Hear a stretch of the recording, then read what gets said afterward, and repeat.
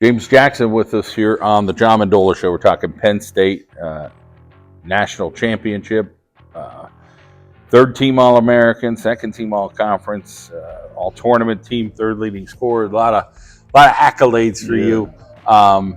Couldn't do it without your teammates. Talk about you guys putting it together, and your teammate explained it. He's like, "Listen, we didn't have a great season. We had some ups and downs, and we had to work our way through it. But in the end, you guys are champs." Mm-hmm.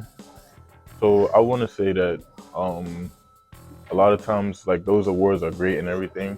I worked hard for them, but I feel like the real work comes in practice. And a lot of my teammates who aren't acknowledged through those awards, what they do don't show up. Like, they get me better, iron sharpens iron. So throughout the year, my teammates have helped me get better, whether it's like helping them or them pushing me to be better every day.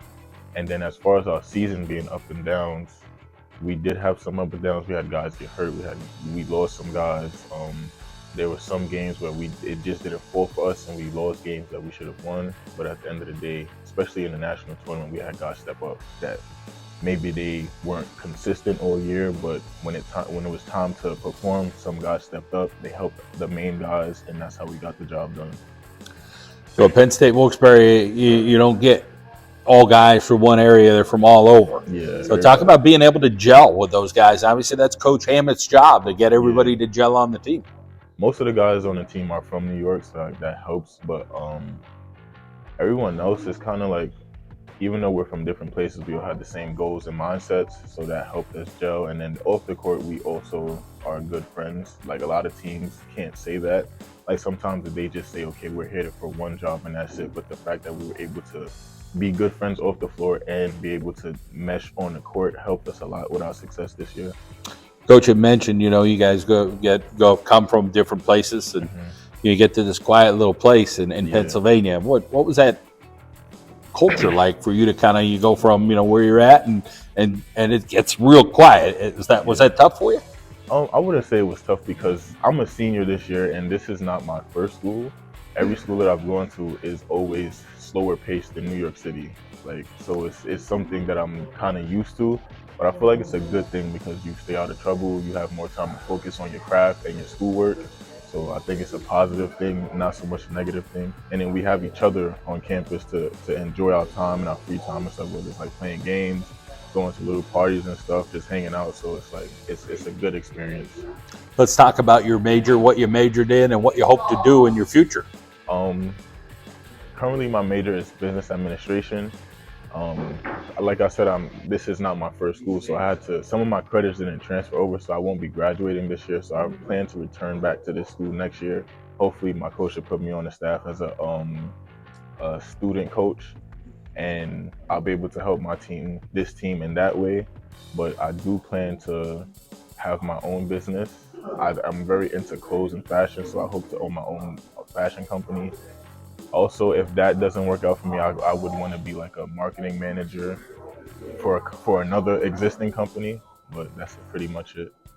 When you think of the game of basketball, it's been pretty good to you. You win a national championship. Talk a little bit about, working towards that, all that hard work, the grinding. You said you switched some schools, so it's a roller coaster, much like Definitely. Life. But in the end, I'm sure you have a lot of smiles to say, hey, I found a way to do it. And in addition to that, was there some family members like kind of say, hey, you could do this, like constantly supporting you? I will say that in 5 years, because I got a COVID year, so this is my 5th year technically, I've been to 4 different schools.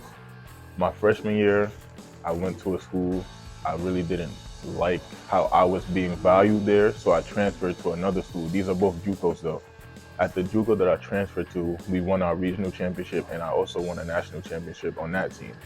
And I remember my coach telling me, like, up at the games leading up to the national championship, he's like, this is kind of like a once in a lifetime experience. A lot of guys they don't get to the national championship tournament period multiple times in their career. And if you do, it's a blessing. And he kind of harped that on us to win that year, and we won. Then the next year, we had the COVID situation, so I was out of school for a little bit. And then when I came back, I was in a school that I also felt like I wasn't being valued. So I came here, and we got to our conference championship. Unfortunately, we lost, but then we went to nationals and we won. So just to be able to see the fruits of my labor twice. It was an amazing feeling for me.